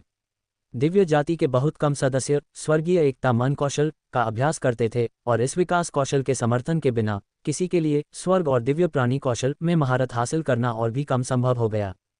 तियान बुलुओ ने स्वर्ग और दिव्य प्राणी कौशल की खातिर जिद्दी होकर अब पुराने हो चुके स्वर्गीय एकता मन कौशल को अपने विकास कौशल के रूप में चुना, जिसका अंतिम लक्ष्य स्वर्ग और दिव्य प्राणी कौशल में महारत हासिल करना और इसे प्रमुखता में लाना था। वास्तव में तियान बुलुओ एक असाधारण प्रतिभाशाली व्यक्ति था। पुराने स्वर्गीय हृदय कौशल का अभ्यास उसने अपने स्तर के भीतर लगभग अजेय स्तर तक किया था, और उसने स्वर्ग और दिव्य प्राणी कौशल में प्रारंभिक प्रगति भी की। इसके कुछ गहन सार को समझा, लेकिन देवता और स्वर्गीय सम्राट के दायरे की तुलना में उसे स्वाभाविक रूप से अभी भी बहुत कुछ सुधारना था। उसने सम्राट तियानशु से कई बार साइलेंट निवास में स्वर्ग और दिव्य प्राणी कौशल को समझने की अनुमति मांगी, लेकिन हर बार बिना किसी उचित कारण के मना कर दिया गया, जिससे वह असंतुष्ट महसूस कर रहा था। तियान बुलुओ को समझ में आ गया था कि सम्राट तियानशु नहीं चाहते थे कि वह इस रास्ते पर आगे बढ़े और चाहते थे कि वह किसी अन्य विकास कौशल पर स्विच करे। फिर भी वह आगे बढ़ने के लिए दृढ़ था, सम्राट तियानशु को यह साबित करने के इरादे से कि कोई बेकार विकास कौशल नहीं थे, केवल अक्षम लोग थे। वह सम्राट तियानशु को यह एहसास कराना चाहता था कि स्वर्गीय हृदय कौशल की खेती करके वह अभी भी अपने स्तर पर अजेय हो सकता है और डीएस बड़ी ई सहित 10,000 जातियों के अभिजात वर्ग को चकनाचूर कर सकता है। यदि आप मुझे साइलेंट निवास में रहने नहीं देंगे तो मैं साइलेंट निवास के मालिक से मिलने जाऊंगा और वहां एक अतिथि के रूप में रहूंगा। इसकी अनुमति दी जानी चाहिए, तियान बुलुओ ने सोचा। उसका लिन शेन के लिए परेशानी पैदा करने का कोई इरादा नहीं था, उसने मुफ्तखोरी करने का मन बना लिया था। रेनी मिस्ट टॉवर नीचे की ओर साइलेंट रेसिडेंस के ठीक बगल में ज्यादा दूर नहीं था। तियान बुलुओ को साइलेंट रेसिडेंस के आसपास पहुंचने में ज्यादा समय नहीं लगा और दूर से उसने साइलेंट रेसिडेंस के मंडप में एक आकृति देखी जो सीधी मुद्रा में खड़ी थी, हाथ में एक तहदार पंखा धीरे से हिला रही थी, आराम से सामने झरने के नज़ारे का आनंद ले रही थी। सेलेस्टियल स्टार ने लिन शेन को जो एहसास दिया वह मानव मात्र ग्रह से लगभग अलग नहीं था। गुरुत्वाकर्षण और वायुमंडल की संरचना बहुत समान थी, जिससे उसे यहाँ बेहद सहज महसूस हुआ। उसे जो बात हैरान कर रही थी वह ये थी कि यहाँ खड़े होकर कुछ भी न करके न केवल उसकी बेस म्यूटेशन दर बढ़ रही थी, बल्कि उसके भीतर जीवन आधार भी हलचल कर रहा था, मानो पुनर्जन्म के संकेत दिखा रहा हो। वास्तव में एक रहस्यमय ग्रह। लिन शेन ने बालकनी का दरवाजा खोला। बाहर लकड़ी से बना एक मंच था और मंच के पीछे पानी के ऊपर एक मंडप खड़ा था। मंडप में खड़े होकर उसका दिमाग साफ महसूस कर रहा था, मानो उसकी याददाश्त भी मजबूत हो गई हो और उसकी निगाहें कई छोटी छोटी जानकारियों को उजागर कर रही थीं जो आमतौर पर उसके ध्यान से बच जाती थीं। अगर मैंने छोटी उम्र से यहाँ अभ्यास किया होता तो मेरी उपलब्धियाँ शायद अब की तुलना में बहुत अधिक मजबूत होती और मेरा दिमाग शायद अधिक तेज होता। लिन शेन ने कभी नहीं समझा था कि सीखने के लिए पर्यावरण इतना महत्वपूर्ण क्यों है। यहाँ का झरना असेंशन पूल के झरने जितना हिंसक नहीं था, क्योंकि पहाड़ सीढ़ीदार था। झरना 3 बार गिरा, घुमावदार और मुड़ता हुआ अंत में नीचे तालाब में गिर गया। इस प्रकार इसका बल कुछ हद तक कम हो गया। धारा भी अधिक घुमावदार और कोमल हो गई, इसके कुछ हिंसक प्रभाव कम हो गए। फिर भी इस प्रक्रिया में अलौकिक अनुग्रह की हवा मिल गई। लिन शेन ने देखा कि झरने के बगल में पहाड़ की दीवार पर वास्तव में कुछ अक्षर अंकित थे। स्वर्ग मुझे उपहार नहीं देता, नहीं मैं लेता हूँ। समय मेरा साथ नहीं देता, नहीं मैं प्रतीक्षा करता हूँ। लोग मुझे नहीं देते, नहीं मैं बदले में कुछ देता हूँ। भगवान मुझे आशीर्वाद नहीं देते, मैं खुद ही ले लेता हूँ। लिन शेन ने पढ़ते ही चौंक गए। शुरुआत में ऐसा लगा कि यह किसी सन्यासी द्वारा लिखा गया था जो प्रसिद्धि और इच्छा के प्रति उदासीन था, सांसारिक मामलों से दूर था। ऐसा लग रहा था कि अगर तुम मुझे अनदेखा करोगे तो मैं तुम्हें अनदेखा कर दूंगा, अगर तुम मुझे नहीं दोगे तो मैं इसे नहीं चाहता। लेकिन बाद में स्वर बदल गया, किसी तरह ये बदल गया कि अगर तुम मुझे नहीं दोगे तो मैं खुद ले लूंगा, अगर तुम इसे छिपाओगे तो मैं इसे छीन लूंगा। भावना पूरी तरह से अलग थी। इससे लिन शेन को बहुत संदेह हुआ कि पहले कुछ वाक्य और बाद के वाक्य 2 अलग अलग लोगों द्वारा लिखे गए थे, अन्यथा वे एक दूसरे के साथ इतने असंगत कैसे हो सकते हैं। फिर भी लिखावट को देखते हुए ये सुसंगत लग रहा था, जैसे कि यह एक ही व्यक्ति से आना चाहिए। ये स्वर्ग और दिव्य प्राणियों का गीत है जिसे देवताओं और हमारी दिव्य जाति के स्वर्गीय सम्राट ने व्यक्तिगत रूप से लिखा है। किंवदंती है कि इसमें स्वर्ग और दिव्य प्राणियों के कौशल का बहुत बड़ा आतंक है। यदि कोई इसका एक अंश भी समझ सकता है तो यह उसके साधना पथ को बहुत लाभ पहुंचाएगा। लिन शेन के पीछे से एक आवाज गूंजी। लिन शेन ने मुड़कर देखा और एक दिव्य पुरुष को देखा जिसका कद और रूप तियान शिन से कम नहीं था, लेकिन जिसका स्वभाव उससे कहीं बेहतर था। स्वर्ग और दिव्य प्राणियों का कौशल क्या है? लिन शेन ने देखा कि दूसरे पक्ष के मन में कोई बुरी मंशा नहीं थी, इसलिए उसने मुस्कुराते हुए पूछा। स्वर्ग और दिव्य प्राणियों का कौशल देवताओं और स्वर्गीय सम्राट द्वारा बनाया गया एक कौशल है जिसमें अथाह शक्ति होती है। ऐसा कहा जाता है कि यह ब्रह्मांड और आत्माओं के साथ संचार करने, ब्रह्मांड से ज्ञान प्राप्त करने, देवताओं से सुरक्षा प्राप्त करने, शरीर को स्वर्ग से जोड़ने और ईश्वर से हृदय में ज्ञान प्राप्त करने की अनुमति देता है। हर हरकत ब्रह्मांड के परम सिद्धांतों का प्रतीक है। हर क्रिया ऐसी है मानो देवता दुनिया में उतर आए हों। यह एक ऐसा कौशल है जो दुनिया के महान आतंक को समेटता है। तियान बुलुओ ने पत्थर की दीवार पर खुदे स्वर्ग और दिव्य प्राणियों के गीत को देखा और लालसा से बोला, ऐसा दिव्य कौशल, ऐसा कैसे हो सकता है कि मैंने इसके बारे में पहले कभी नहीं सुना। लिन शेन काफी उत्सुक थे। स्वर्ग और दिव्य प्राणियों का कौशल हमारी दिव्य जाति के बीच बिल्कुल भी नहीं खोया है, लेकिन जो लोग वास्तव में इसके सार को समझ सकते हैं वे बहुत कम हैं। इसके अलावा स्वर्ग और दिव्य प्राणियों के कौशल में महारत हासिल करने के लिए स्वर्गीय हृदय कौशल का अभ्यास करने की आवश्यकता है। आजकल हमारी जाति में बहुत कम लोग हैं जो इस कौशल को जानते हैं। तियान बुलुओ ने आह भरी। मैं समझ गया। लिन शेन को निराशा का एहसास हुआ। उसने स्वर्ग और दिव्य प्राणियों के कौशल को देखने के बारे में सोचा, लेकिन पाया कि यह स्वर्गीय हृदय कौशल का एक स्वामित्व कौशल था जिसने जल्दी ही उसकी रुचि को कम कर दिया। मैं सेलेस्टियल मास्टर इंस्टीट्यूट से तियान हूँ। क्या मैं पूछ सकता हूँ कि आप कौन हैं? लिन शेन ने तियान बुलुओ की ओर देखते हुए पूछा। तियान बुलुओ, स्वर्गीय सम्राट के 17वें पुत्र। तियान बुलुओ ने मुस्कुराते हुए उत्तर दिया। तो ये श्री शिकी है, मेरी इस चूक के लिए क्षमा करें, लिन शेन ने विनम्रता से कहा, लेकिन बिना किसी ठोस इशारे के। तियान बुलुओ ने थोड़ा सा भौहें से कुढ़ी, लेकिन चूंकि वह लिन शेन के पास एक अनुरोध लेकर आया था, इसलिए उसके लिए यह स्वाभाविक रूप से अनुचित था कि वह कोई तमाशा करे। वह मुस्कुराया और आगे बोला, यह मौन निवास वही स्थान है जहां देवताओं और स्वर्गीय सम्राट ने पहली बार दाव को महसूस किया था। स्वर्ग और दिव्य प्राणी कौशल यहीं बनाया गया था। अब यहाँ रहना स्वर्ग और दिव्य प्राणी कौशल की आपकी समझ के लिए बहुत फायदेमंद है। राजकुमार मजाक कर रहे हैं, मैं स्वर्गीय हृदय कौशल की साधना कर रहा हूँ, न कि स्वर्ग और दिव्य प्राणियों के कौशल की, लिन शेन ने कहा। यह जरूरी नहीं है कि यह सच हो, तियानबुलुओ ने मुस्कुराते हुए कहा। आधार के रूप में स्वर्गीय हृदय कौशल के बिना ये सच है कि कोई स्वर्ग और दिव्य प्राणियों के कौशल की साधना नहीं कर सकता। हालांकि स्वर्ग और दिव्य प्राणियों का कौशल ही ब्रह्मांडीय नियमों को समझना, स्वर्ग और मनुष्य की एकता प्राप्त करना और ब्रह्मांडीय कानून को समझने की सूक्ष्मताएं सिखाता है। इस पद्धति की साधना किए बिना भी कोई इसकी सूक्ष्मताओं को समझ सकता है। इससे अमरता प्राप्त करने और भविष्य में अमर कानूनों की स्थापना करने में बहुत लाभ होता है। तियान, यहाँ रहना एक बहुत बड़ा अवसर है, इसे चूकना मत। शायद यह मेरी औसत प्रतिभा है, लेकिन मैंने कुछ खास महसूस नहीं किया है, लिन शेन ने कहा। ऐसा इसलिए है क्योंकि आप स्वर्ग और दिव्य प्राणियों के कौशल को नहीं समझते हैं। एक बार जब आप इसके बारे में कुछ समझ लेंगे तो स्वाभाविक रूप से आप यहाँ अंतर महसूस करेंगे, तियानबुलुओ ने कहा। मेरे जैसे किसी व्यक्ति के पास दिव्य जाति की ऐसी गुप्त कला तक पहुँच कैसे हो सकती है? लिन शेन ने अपना सिर हिलाया, वह स्वर्ग और दिव्य प्राणियों का कौशल कहाँ से सीखेगा? हाँ, इसमें क्या मुश्किल है? अगर आप सीखना चाहते हैं तो मैं आपको सिखाऊंगा, तियानबुलुओ ने उदारता से कहा। क्या यह उचित है? लिन शेन ने भौहें सिकुड़ी और तियानबुलुओ को देखा, कुछ हद तक हैरान महसूस करते हुए कि अचानक ये राजकुमार तियानबुलुओ उसके प्रति इतना चौकस क्यों था, यहाँ तक कि उसे स्वर्ग और दिव्य प्राणियों का कौशल सिखाना भी चाहता था। इसमें अनुचित क्या है? स्वर्गीय हृदय कौशल लंबे समय से अप्रचलित हो चुका है और इसके बिना स्वर्ग और दिव्य प्राणियों का कौशल स्वर्ग और पृथ्वी के नियमों को समझने की एक विधि मात्र है। इसका कोई व्यावहारिक मूल्य नहीं है और अब इसे गुप्त कला नहीं माना जाता है, तियानबुलुओ ने कहा। चलो इसे भूल जाते हैं, मैं वर्जित काम करके आपके लिए परेशानी खड़ी करना पसंद नहीं करूंगा, राजकुमार, लिन शेन ने अपना सिर हिलाते हुए कहा। उसे इन गहन रहस्यों में विशेष रुचि नहीं थी, वह अधिक व्यावहारिक कौशल पसंद करता था। लिन शेन ने हमेशा महसूस किया था कि क्षेत्र तभी मायने रखता है जब आपके पास तुलनीय ताकत हो। यदि आपका क्षेत्र ऊंचा है लेकिन आपका शरीर उसका सामना नहीं कर सकता, तो उसमें और तेज आंखें लेकिन अनाड़ी हाथ होने में क्या अंतर है? कोई बात नहीं, किसी ने भी मुझे मात्र स्वर्ग और दिव्य प्राणियों के कौशल के लिए परेशानी में डालने की हिम्मत नहीं की है, तुम बस आराम से रहो। तियानबुलुओ ने लिन शेन को बोलने का मौका नहीं दिया और खुद ही स्वर्ग और दिव्य प्राणियों के कौशल का मंत्र पढ़ना शुरू कर दिया। लिन शेन ने मन ही मन भौहें से कुढ़ी, लेकिन वह तियान के मुंह को अच्छी तरह से ढक नहीं सका ताकि उसे बोलने से रोका जा सके, इसलिए उसे एक तरफ खड़े होकर सुनना पड़ा। जब तियानबुलुओ ने मंत्र पढ़ा तो उसने लिन शेन को समझाया। उसका एकमात्र इरादा लिन शेन को स्वर्ग और दिव्य प्राणियों के कौशल का मंत्र जल्दी से जल्दी याद करवाना था ताकि वह अभ्यास शुरू कर सके। फिर वह खुद देवताओं और स्वर्गीय सम्राट द्वारा मौन निवास के भीतर छोड़े गए अमर कानून की अवशिष्ट लय को महसूस कर सकता था और स्वर्ग और दिव्य प्राणियों के कौशल को समझने का प्रयास कर सकता था ताकि इसे उच्च क्षेत्र में धकेला जा सके।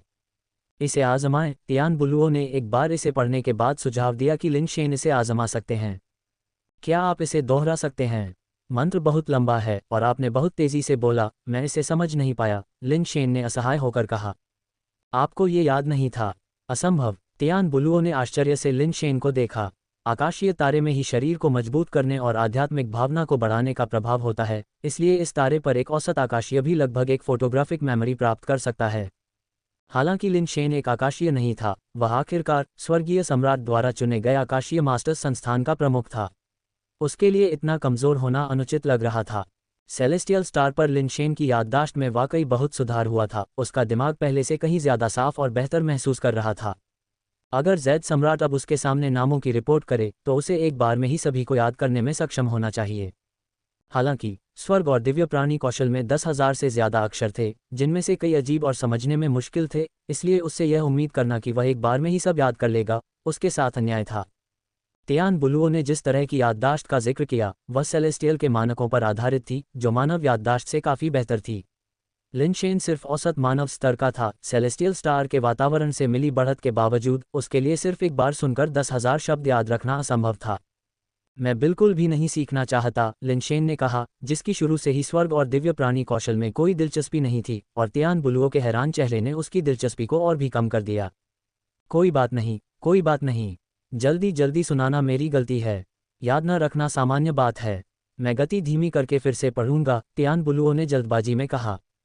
उसे लिन शेन को स्वर्ग और दिव्य प्राणी कौशल सिखाने का बहाना चाहिए था ताकि वह साइलेंट निवास में मुफ्त में रह सके, इसलिए उसे लिन शेन को अपने साथ जोड़ना था।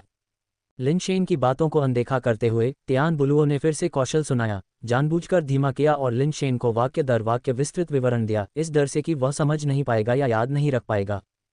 फिर भी इससे लिनशेन को याद रखने की मात्रा और बढ़ गई, जिससे उसे याद रखना और भी मुश्किल हो गया। जैसे जैसे लिनशेन सुनता गया, उसे नींद आने लगी और वह जम्हाई लेने से खुद को नहीं रोक पाया। स्वर्ग और दिव्य प्राणी कौशल में उसकी रुचि और भी कम हो गई। तियान बुलुओ के विस्तृत स्पष्टीकरण के बाद लिनशेन कुछ समझ पाया, हालांकि वह अभी भी इसे पूरी तरह से समझने से बहुत दूर था। हालांकि एक बात पक्की थी, स्वर्ग और दिव्य प्राणियों के कौशल को विकसित करना बहुत थकाऊ था। इसके लिए व्यक्ति को दुनिया की सभी चीज़ों के नियमों को शांति से समझना पड़ता था, ताकि वह ऐसी स्थिति प्राप्त कर सके जहां वह स्वर्ग और पृथ्वी से प्रतिक्रिया को महसूस कर सके। लिनशेन हमेशा से ही एक अधीर व्यक्ति रहा था, सिवाय पढ़ने या सोने के शांत क्षणों के। ब्रह्मांड पर शांति से चिंतन करने का विचार उसके बस की बात नहीं थी, यह अभ्यास उसके लिए बिल्कुल भी उपयुक्त नहीं था। अमरता शास्त्र, जो सोने पर केंद्रित था, लिनशेन के स्वभाव के लिए बहुत बेहतर था। वह जितना कम दिलचस्पी लेता, उसे याद रखना उतना ही मुश्किल होता। लिनशेन अंत सुनने के बाद शुरुआत भूल जाता और शुरुआत याद करने के बाद अंत भूल जाता। तियान बुलुओ ने खुद को बार बार दोहराया, उसके माथे पर नसें उभरी हुई थीं और लार लगभग खत्म हो रही थी। फिर भी वह लिनशेन को स्वर्गीय हृदय कौशल को पूरी तरह से याद नहीं करवा पाया। राजकुमार, आप स्वर्ग और दिव्य प्राणी कौशल को क्यों नहीं लिख लेते और बाद में धीरे धीरे इसे देखते हैं? लिनशेन को वास्तव में लगा कि सीखने में रुचि रखने के लिए यह बहुत उबाऊ था। नहीं, स्वर्ग और दिव्य प्राणी कौशल को कागज पर नहीं लिखा जाना चाहिए। तियान बुलुओ निश्चित रूप से लिनशेन को इसे लिखने नहीं देगा। अगर लिनशेन को सब कुछ याद था, तो वह उसे समझाने के लिए यहाँ कैसे रुक सकता था? तियान बुलुओ को एहसास हुआ कि लिनशेन जानबूझकर उसके लिए इसे मुश्किल नहीं बना रहा था, वह वास्तव में याद नहीं कर पा रहा था। बेशक वह ये भी समझ गया कि लिनशेन वास्तव में स्वर्ग और दिव्य प्राणी कौशल में रुचि नहीं रखता था, इसलिए उसकी समर्पण की कमी थी। आखिरकार लिनशेन स्वर्गीय हृदय कौशल की साधना नहीं कर रहा था, और स्वर्ग और दिव्य प्राणी कौशल से उसे बहुत सीमित लाभ था, इसलिए उसके लिए इसमें रुचि न लेना ही उचित था। एक बार जब आप मौन निवास के भीतर अमर कानून की अवशिष्ट लय को महसूस करने में सक्षम हो जाते हैं, तो आप इसे छोड़ना नहीं छोड़ेंगे, भले ही मैं आपको ऐसा न करने के लिए कहूं। तियान बुलुओ ने सोचा और लिनशेन को बार बार सिखाना जारी रखा। पूरी दोपहर अभ्यास करने के बाद जैसे ही आकाश काला पड़ने लगा, लिनशेन ने आखिरकार स्वर्ग और दिव्य प्राणी कौशल का पूरा मंत्र बिना एक भी शब्द छोड़े याद कर लिया। अब आप इसे आजमाएं, देखें कि क्या आप कुछ महसूस कर सकते हैं, तियान बुलुओ ने कहा। देर हो रही है, क्या हम कल फिर से कोशिश करें? लिनशेन लगातार जम्हाई ले रहा था, वास्तव में अब और सीखना नहीं चाहता था। इतनी देर हो चुकी है न? मुझे आपके साथ तुरंत जुड़ाव महसूस हुआ, भाई तियान। मेरा घर यहाँ से काफ़ी दूर है, इसलिए मैं आज रात आपके घर पर ही रुकूंगा और हम मोमबत्ती की रोशनी में देर रात तक बात कर सकते हैं, तियान बुलुओ ने कहा। आप रात को सोते नहीं हैं? लिनशेन कुछ अवाक था, अपने आप से सोच रहा था, एक पल का जुड़ाव मेरे गधे, तुम्हें तो बस शिक्षक की भूमिका निभाना पसंद है। तुम मुझे पूरी दोपहर पढ़ाते रहे हो, और अगर तुम राजकुमार की हैसियत नहीं रखते तो मैं तुम्हें बहुत पहले ही बाहर निकाल देता। सच्चे दोस्त मिलना मुश्किल है, और तुमसे मिलकर, भाई तियान, मैं इतना उत्साहित हूं कि मैं सो नहीं पाऊंगा। तियान बुलुओ के अभिनय कौशल में तेजी से उछाल आया, ऐसा लग रहा था जैसे उसे कोई ऐसा मिल गया हो जो वास्तव में उसके संगीत को समझता हो। राजकुमार, मैं बहुत थक गया हूँ, चलो कल इस बारे में बात करते हैं, लिनशेन ने आह भरी। कोई बात नहीं, तुम अपने कमरे में वापस जाओ और आराम करो। मैं यहाँ तुम्हारा इंतज़ार करूंगा जब तक तुम जाग नहीं जाते, फिर हम बात कर सकते हैं, तियान बुलुओ ने जल्दी से कहा। ठीक है तो, चूंकि दूसरा पक्ष आखिरकार एक राजकुमार था, लिनशेन ने उसे दूर भेजने का अपना अधिकार नहीं समझा और वह केवल अपने बेडरूम में वापस जा सकता था। आखिरकार लिनशेन को जाते हुए देखकर तियान बुलुओ बहुत खुश था। बालकनी पर बैठे हुए उसने पहाड़ की चट्टानों पर खुदे स्वर्ग और दिव्य प्राणियों का कौशल को देखा और अमर कानून की अवशिष्ट लय को समझना शुरू कर दिया जो वहां बनी हुई थी। लिनशेन बिस्तर पर लेट गया, एक विरोधी को दरवाजे के अंदर पहरा देने के लिए बुलाया। अगर तियान बुलुओ कोई असामान्य हरकत करता तो उसे तुरंत पता चल जाता, ताकि वह किसी भी साजिश में न फंस जाए। उसे इस तात्कालिक संबंध या संगीत के माध्यम से मन की मुलाकात पर विश्वास नहीं था। तियान बुलुओ के यहाँ आने के पीछे निश्चित रूप से कोई गुप्त उद्देश्य था। लिनशेन बस उसे समझ में नहीं आया कि तियान बुलुओ के इरादे उसके या इस शांत निवास के प्रति थे। जब लिनशेन जागा तो उसने पाया कि उसकी बेस म्यूटेशन दर थोड़ी बढ़ गई थी। हालांकि यह उसके पहले आने की तुलना में बहुत धीमी थी, लेकिन यह तथ्य कि वह बिना कुछ किए अपनी बेस म्यूटेशन दर बढ़ा सकता था, पहले से ही एक बहुत बड़ी उपलब्धि थी। ये देखकर कि तियान बुलुओ अभी भी बाहर बालकनी पर बैठा था, बिना किसी असामान्य हरकत के, लिनशेन ने कॉन्ट्रेरियन को वापस खींच लिया और लकड़ी के घर से बाहर निकलकर उसके साथ बालकनी में आ गया। भाई तियान, क्या तुम जाग रहे हो? तियान बुलुओ ने लिनशेन को बाहर आते देखा। वह खड़ा हो गया और बोला, भाई तियान, क्या हम साथ में स्वर्ग और दिव्य प्राणी कौशल का अभ्यास करेंगे? क्या तुम्हें भूख नहीं लगी है? चलो पहले कुछ खाते हैं, लिनशेन ने कुछ हद तक हताश होकर कहा। यहाँ आकाशीय तारे पर अमर कानून शक्ति की प्रचुरता है। इसलिए हवा में ऊर्जा की सांद्रता अन्य ग्रहों की तुलना में बहुत अधिक है। केवल सांस लेने से ही जीवन को बनाए रखने के लिए ऊर्जा पर्याप्त है। इस स्थान पर अधिकांश लोगों को अत्यधिक ऊर्जा होने का जोखिम भी रहता है और उन्हें खाने की आवश्यकता नहीं होती है, तियान बुलुओ ने समझाया। क्या ऐसा है? तभी लिनशेन को एहसास हुआ कि उसे वास्तव में भूख नहीं लग रही थी। केवल इतना ही नहीं, बल्कि हमारे जैसे आरोही के रूप में यहाँ बिना कुछ किए रहने से बेस म्यूटेशन दर और जीवन आधार की पुनर्जन्म संख्या दोनों धीरे धीरे बढ़ेगी, हालांकि वृद्धि की दर धीमी है। साधना में थोड़े से प्रयास से यहाँ तक कि आरोही द्रव और आत्मा आधार का उपयोग किए बिना भी उन्नति की दर काफ़ी तेज होगी, तियान बुलुओ ने लिनशेन को समझाना जारी रखा। तभी लिनशेन को पता चला कि उसके बेस म्यूटेशन दर में वृद्धि क्यों हुई थी, जबकि उसने कुछ भी नहीं किया था। सेलेस्टियल स्टार वास्तव में स्वर्गीय सम्राट के लिए एक प्रशिक्षण मैदान था, और वास्तव में यह अत्यधिक आरामदायक था, जिससे कोई भी लेटकर भी अपने स्तर को सुधार सकता था। केवल एक चीज़ जिसने लिनशेन को परेशान किया वह ये थी कि तियान बुलुओ उसे फिर से स्वर्ग और दिव्य प्राणियों के कौशल का अभ्यास करने के लिए मजबूर करना चाहता था। भाई तियान, नस्लीय रैंकिंग की लड़ाई बस कुछ ही महीने दूर है। क्या आप अपनी जाति के सम्मान के लिए लड़ना नहीं चाहते हैं? यदि आप अमर कानून के अवशिष्ट लय को थोड़ा भी समझ सकते हैं तो यह निश्चित रूप से फायदेमंद होगा, तियान बुलुओ ने कहा। जब उसने देखा कि लिनशेन उसके साथ जुड़ने के लिए अनिच्छुक है तो उसने एक और खबर दी। क्या नस्लीय रैंकिंग युद्ध शुरू होने वाला है? लिनशेन कुछ हद तक हैरान था। उसके पास हाल ही में ब्रह्मांड समाचार देखने के लिए बहुत समय नहीं था और वास्तव में उसने इस घटना पर ध्यान नहीं दिया था। मुझे लगता है कि 4 महीने से भी कम समय बचा है। अपनी ताकत के साथ आपको रैंकिंग लड़ाई में बदलाव लाने में सक्षम होना चाहिए, तियान बुलुओ ने प्रोत्साहित किया। नस्लीय रैंकिंग युद्ध में भाग लेने वाले सभी विभिन्न जातियों के बड़े लोग हैं। एक आरोही के रूप में मैं क्या बदलाव ला सकता हूँ? लिनशेन ने अपना सिर हिलाया। तियान, तुम गलत हो, तियान बुलुओ ने गंभीरता से कहा, जबकि यह सच है कि आरोही शायद ही जाति रैंकिंग को प्रभावित कर सकते हैं। युद्ध में आपकी अपनी उपलब्धियां अभी भी आपकी और आपकी जाति की मदद कर सकती हैं। नस्लीय रैंकिंग युद्ध एक ऐसा मुकाबला है जिसमें एक जाति के सभी सदस्य भाग ले सकते हैं। रैंकिंग लड़ाई शुरू होने से पहले एक उन्मूलन दौर होता है। विभिन्न स्तरों के लड़ाकों को अलग अलग क्षेत्रों में टेलीपोर्ट किया जाता है। एक क्षेत्र में उत्परिवर्ती, दूसरे में आरोही तथा अन्य में निर्वाण प्राणी और अमर। यदि आप उन्मूलन दौर में एक आश्चर्यजनक प्रदर्शन कर सकते हैं तो आप अपने और अपनी जाति के लिए प्रसिद्धि और गौरव ला सकते हैं, तियान बुलुओ ने कुछ उत्साह के साथ कहा। चूंकि आप एक आरोही हैं, यदि आप डीएस बड़ी ई जैसी आकृति को हरा सकते हैं तो आपकी प्रतिष्ठा बनेगी। भविष्य में आपको हमारी जाति के भीतर उच्च सम्मान दिया जाएगा। अन्य लोग देखेंगे कि आपकी जाति में क्षमता है और यहाँ तक कि आपकी जाति के अन्य सदस्य भी आपके प्रकाश से लाभान्वित होंगे। मेरी ताकत पर्याप्त नहीं है, मैं भाग नहीं लेना चाहता। लिनशेन को प्रसिद्धि और गौरव प्राप्त करने में कोई दिलचस्पी नहीं थी। यदि मनुष्य समग्र रूप से मजबूत नहीं होते तो एक व्यक्ति की ताकत का कोई खास उपयोग नहीं होता। तियान बुलुओ थोड़ा हैरान था, उसे उम्मीद नहीं थी कि लिनशेन में ऐसी महत्वाकांक्षा की कमी होगी। राजकुमार, साइलेंट रेजिडेंस बहुत बड़ा है और मेरे अकेले रहने से यह काफ़ी अकेलापन महसूस होता है। अगर तुम्हें कोई आपत्ति न हो तो तुम यहीं रहो और मेरा साथ दोगे। जब लिनशेन ने तियान बुलुओ को नस्लीय रैंकिंग युद्ध के बारे में बात करते सुना तो वह समझ गया कि तियान बुलुओ वहां रहने पर क्यों अड़ा हुआ था, इसलिए उसने उसे वहां रहने का सुझाव देने की पहल की। तियान बुलुओ ये सुनकर खुश हुआ। अच्छा, मैं भी अकेले रहते रहते ऊब गया हूँ। कुछ लोगों का साथ होना बहुत अच्छा रहेगा। निश्चित रूप से। इसके साथ ही तियान बुलुओ ने लिनशेन को स्वर्ग और दिव्य प्राणियों का कौशल सीखने के लिए मजबूर करना बंद कर दिया। वह मंडप में चला गया और अपने आप अभ्यास करना शुरू कर दिया। लिनशेन घर में अकेले रहे। अध्ययन करने के लिए येया का जीवन आधार दुष्ट भूत ब्लेड निकाला। तियानजुन ने पहले ही स्पिरिट बेस की जांच कर ली थी और उसे इसमें कोई समस्या नहीं मिली थी। अजीब बात यह थी कि हालांकि यह एक निर्वाण प्राणी का स्पिरिट बेस था, इसे एक आरोही की ताकत से सक्रिय किया जा सकता था। ईविल घोस्ट ब्लेड की शक्ति उतनी भयानक नहीं थी जितनी उसने कल्पना की थी। ये येया के हाथों में बहुत मजबूत लग रहा था, लेकिन उसके अपने हाथों में ये केवल 10वें मोड़ के स्पिरिट बेस के मानक से मेल खाता था और निर्वाण की शक्ति को उजागर नहीं कर सकता था।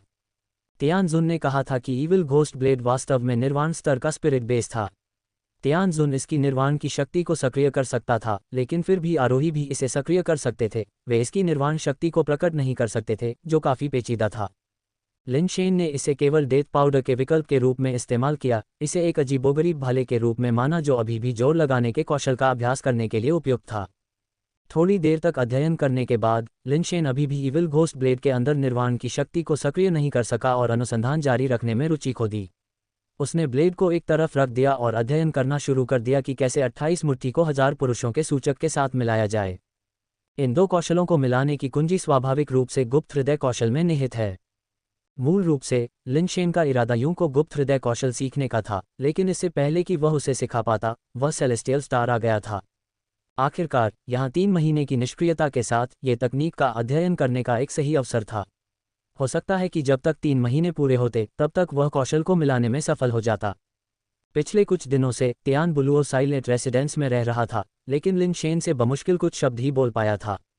वह अपना ज्यादातर समय पहाड़ की दीवार के सामने मंडप में बिताता था, स्वर्ग और दिव्य प्राणियों के कौशल को समझने में लीन रहता था। हालांकि यह लिन शेन ही था जिसे दीवार के सामने चिंतन में अपना समय बिताना चाहिए था, लेकिन तियान बुलुओ ऐसा करने वाला ज्यादा लग रहा था। लिन शेन ने कुछ समय तक एक कौशल का अभ्यास किया, फिर दूसरे का, और सुस्त क्षणों के दौरान वह खिड़की के सहारे झुक जाता, दीवार के सहारे तियान बुलुओ को चिंतन करते हुए देखता।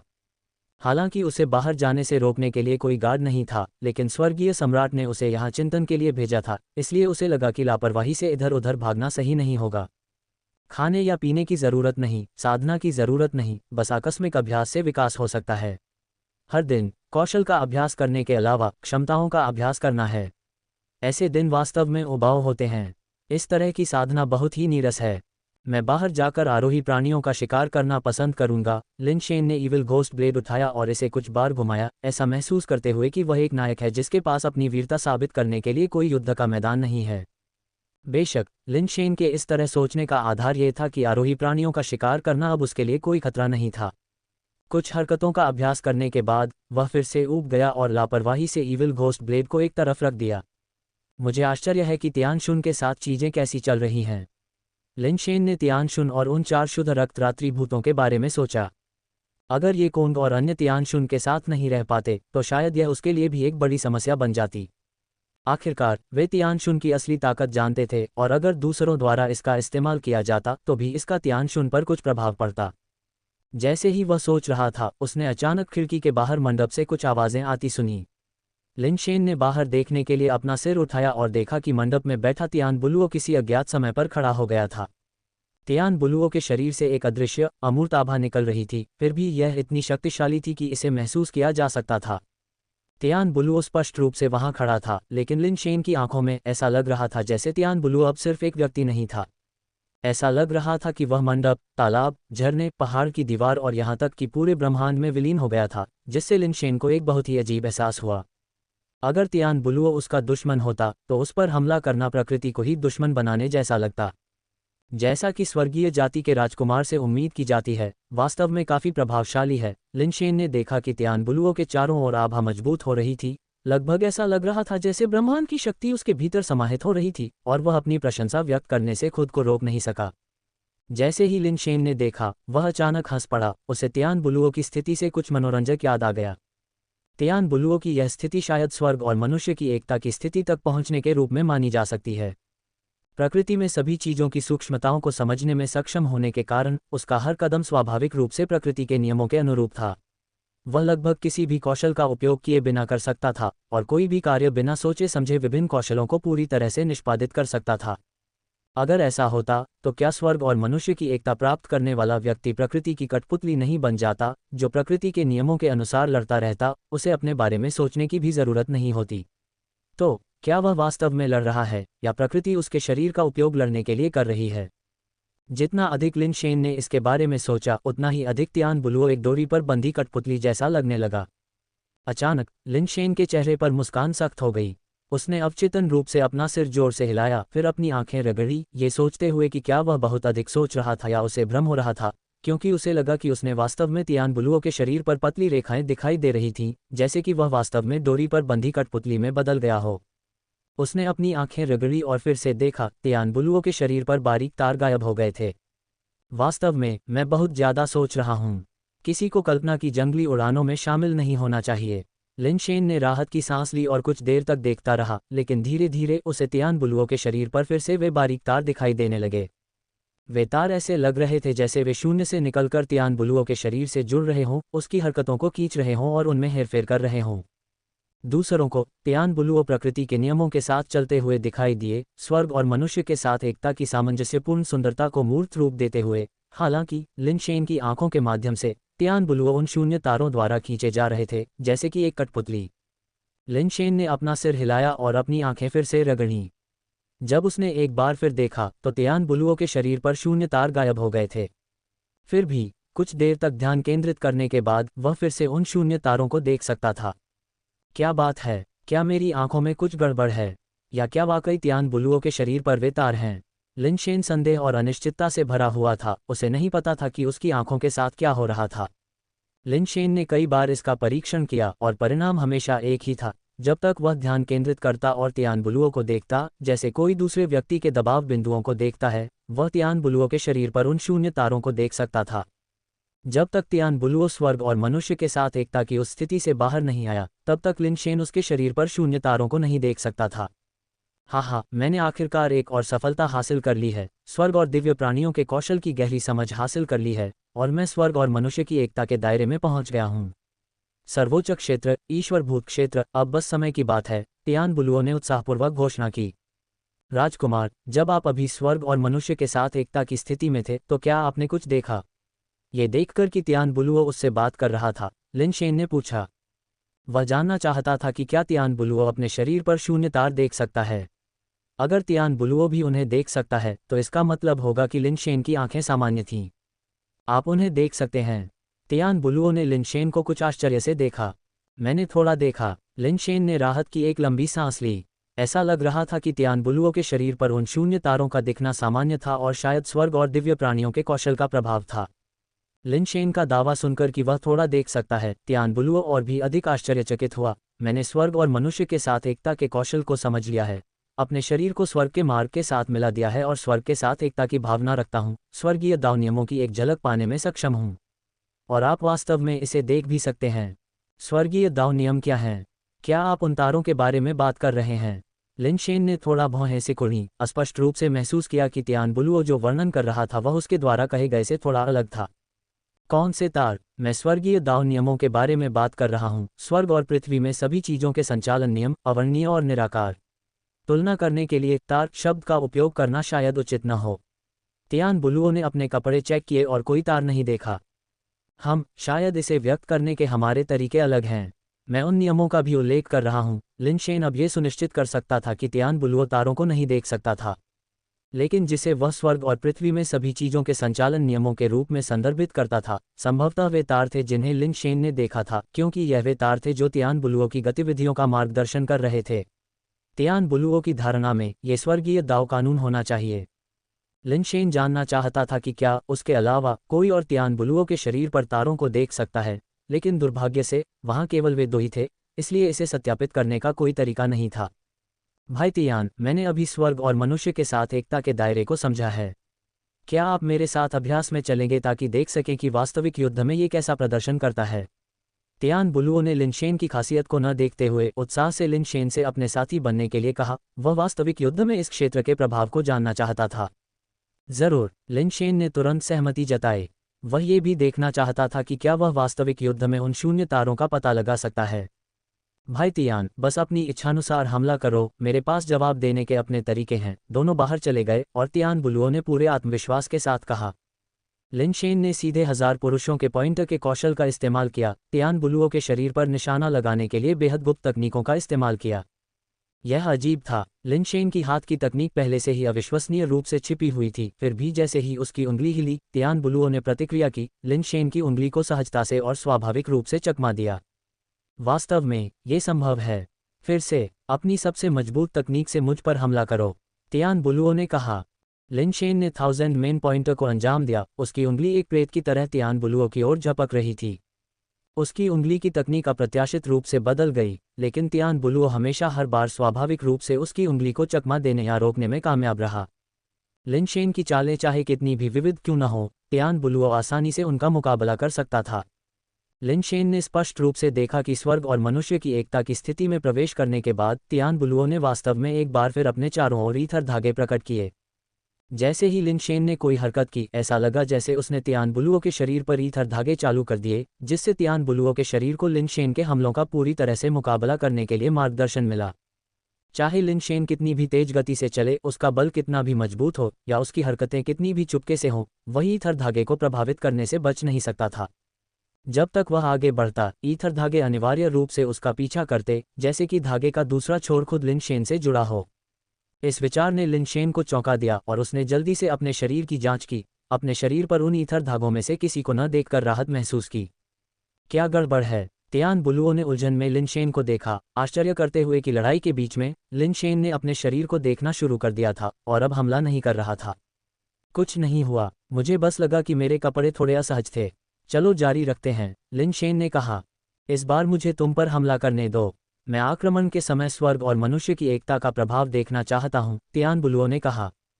जब लिनशेन ने पहले हमला किया था, तब तियान बुलुओ ने महसूस किया था कि लिनशेन का कौशल स्तर बहुत ऊंचा था और उसका गुण भी मजबूत था, इसलिए उसने कोई संकोच नहीं किया और सीधे लिनशेन पर हमला करने के लिए स्वर्ग और मनुष्य की एकता का इस्तेमाल किया। उसका दृष्टिकोण भयानक लेकिन स्वाभाविक था, ऐसे कोणों से हमला करना जिसकी कोई कल्पना भी नहीं कर सकता था, मानो ऐसा ही होना चाहिए। तियान बुलुओ के हर हमले में सही समय, स्थान और सामंजस्य का लाभ था। प्रवाह के साथ चलते हुए, ऊंची स्थिति से हमला करते हुए, अपने पास मौजूद हर चीज का पूरा उपयोग करते हुए, ऐसा लग रहा था मानो पूरा वातावरण तियान बुलुओ की सहायता कर रहा हो। लिनशेन ने तियान बुलुओ से जूझने के लिए अपनी मूवमेंट तकनीक और फिंगर स्किल का इस्तेमाल किया, लेकिन वह इतना दबा हुआ था कि उसे जवाबी हमला करने में संघर्ष करना पड़ा और वह पीछे हटता रहा। हालांकि उनकी चाल की तकनीक युन की शिक्षाओं से ली गई थी, लेकिन इसमें महारत हासिल करने के बाद लिनशेन ने इसका इस्तेमाल बेदाग तरीके से किया। हजारों पुरुषों के पॉइंटर के सूक्ष्म बदलावों के साथ एक औसत आरोही को कुछ ही चालों में लिनशेन द्वारा मारा जा सकता था।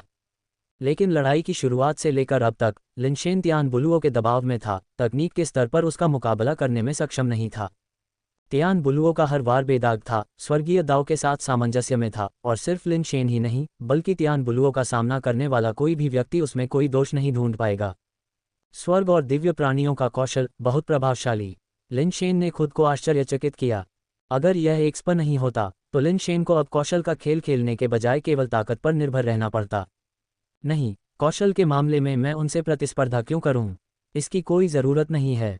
लिनशेन को अचानक एहसास हुआ कि उसे तियान बुलुओ के साथ कौशल में प्रतिस्पर्धा करने की ज़रूरत नहीं है, क्योंकि वह तियान बुलुओ के शरीर पर शून्य धागे देख सकता था। ये धागे तियान बुलुओ की सहज शारीरिक हरकतों के साथ मिलकर चलते थे। इसलिए लिनशेन को केवल ये पता लगाने की ज़रूरत थी कि तियान बुलुओ के शरीर में किस तरह की क्रिया को ट्रिगर करने के लिए कौन से धागे हिलेंगे, और वह जान जाएगा कि तियान बुलुओ आगे क्या करेगा। क्या ये धोखा देने के बराबर नहीं था पहले से जवाब जानना? इस बात को ध्यान में रखते हुए लिनशेन ने चुपचाप उन शून्य धागों के पैटर्न का अवलोकन किया। उसे यह याद रखने की ज़रूरत नहीं थी कि प्रत्येक धागा क्या करता है, बस प्रत्येक धागे के शरीर पर मौजूद पैटर्न को ढूंढना था। याद रखना थकाऊ था, लेकिन पैटर्न ढूंढने से चीज़ें आसान हो गईं।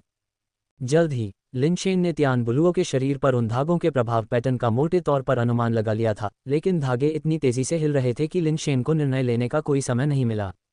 भले ही वह पैटर्न को देखा, फिर भी ये किसी काम का नहीं था। ऐसी तेज गति वाली लड़ाई में धागे की गति के आधार पर तियान बुलुओ की हरकतों का अनुमान लगाना असंभव है। एक बार धागा हिलने पर तियान बुलुओ पहले ही उसका अनुसरण कर चुका होता है। ये तरीका काम नहीं करेगा। लिनशेन को कुछ निराशा हुई। हालांकि तियान बुलुओ युद्ध में और अधिक बहादुर होता गया, स्वर्ग और दिव्य प्राणियों के कौशल के साथ आक्रमण और बचाव दोनों में अद्वितीय शक्ति प्रदर्शित करता रहा। यदि यह स्वर्ग और मनुष्य की एकता की प्राप्ति से पहले होता, तो लिनशेन के कौशल स्तर के साथ तियान बुलुओ को शायद नहीं लगता कि वह हार जाएगा, लेकिन लिनशेन को हराने के लिए बहुत प्रयास करना पड़ता। यह अब जितना आसान था, लगातार लिनशेन को दबाते हुए कैसे हो सकता है? यदि तियान स्वर्ग और मनुष्य की एकता का अधिक अभ्यास नहीं करना चाहता होता, तो लिनशेन को दोषों से भरा हुआ देखकर वह उसे बहुत पहले ही हरा देता। यदि आक्रमण में हर लाभ है और बचाव हर चाल का अनुमान लगाता है, तो मैं ये कैसे खेल सकता हूँ? लिनशेन को लगा कि जब तक वह अपने प्रतिद्वंद्वी को कच्ची ताकत से पराजित नहीं कर लेता, तब तक वह अकेले कौशल के साथ स्वर्ग और मनुष्य की एकता की स्थिति में तियान बुलुओ को संभवतः नहीं हरा सकता। स्वर्ग और मनुष्य जैसे शक्तिशाली कौशल के साथ दिव्य प्राणी कौशल, दिव्य जाति के बीच इतना क्यों कम हो गया है? क्या ये वास्तव में सिर्फ इसलिए हो सकता है क्योंकि स्वर्गीय हृदय कौशल पुराना हो गया है? भले ही स्वर्गीय हृदय कौशल पुराना हो गया हो, इसे संशोधित और उन्नत किया जा सकता है। कई छोटी जातियों के विकास कौशल 5 मौलिक विकास कौशल से संशोधित किए गए थे और उनमें से कई शक्तिशाली विकास कौशल हैं। संशोधन के बिना भी स्वर्ग और दिव्य प्राणी कौशल का प्रभाव अकेले ही अन्य उन्नत विकास कौशल द्वारा लाए गए लाभों को ऑफसेट करने के लिए पर्याप्त है, और यह और भी अधिक व्यावहारिक है। ये बहुत दूर की बात है कि दिव्य जाति में लगभग कोई भी ऐसा नहीं बचा है जो ऐसी मजबूत तकनीक का उपयोग कर सके। लिन शेन ने खुद से सोचा। उसे दृढ़ता से संदेह था कि दिव्य जाति ने स्वर्गीय हृदय कौशल को त्याग दिया और स्वर्ग और दिव्य प्राणियों के कौशल की खेती नहीं की, क्योंकि उन्होंने अपने शरीर पर शून्य धागे की खोज की थी, यह महसूस करते हुए कि सब कुछ पीछे से नियंत्रित किया जा रहा था। इसलिए उन्होंने ऐसी शक्तिशाली तकनीक को त्यागने का फैसला किया। लेकिन फिर उसे लगा कि यह काफ़ी हद तक सही नहीं है। दुनिया में कौन सा प्राणी ऐसे विचित्र और अप्रत्याशित शून्य धागे को नियंत्रित कर सकता है? क्या यह एक उच्च आयामी प्राणी हो सकता है, या शायद पूरी दुनिया एक कठपुतली शो की तरह थी जिसमें उनके हर कदम को निर्माता द्वारा नियंत्रित किया जाता था? हर व्यक्ति एक कठपुतली था। अगर ऐसा था तो वह अन्य लोगों पर शून्य धागे क्यों नहीं देख सकता था? लिन शेन ने लंबे समय तक और कठिन सोचा, लेकिन इसका पता नहीं लगा सका। तियान बुलुओ ने बढ़ते उत्साह के साथ लड़ाई लड़ी, रुकने से इनकार कर दिया। लिन शेन सोचा, मैं बिना किसी कारण के एक साथी नहीं बन सकता। अगर वह मुझे अभ्यास के लिए इस्तेमाल कर रहा है तो मैं भी अभ्यास के लिए उसका इस्तेमाल कर सकता हूँ। परिणामस्वरूप लिन शेन ने खुद को जाने दिया और 1000 पुरुषों के पॉइंटर का उपयोग करने का प्रयास किया। 1000 पुरुषों के पॉइंटर के भीतर 28 ऊर्जा को छिपाया। पहले तो इसका कोई प्रभाव नहीं पड़ा।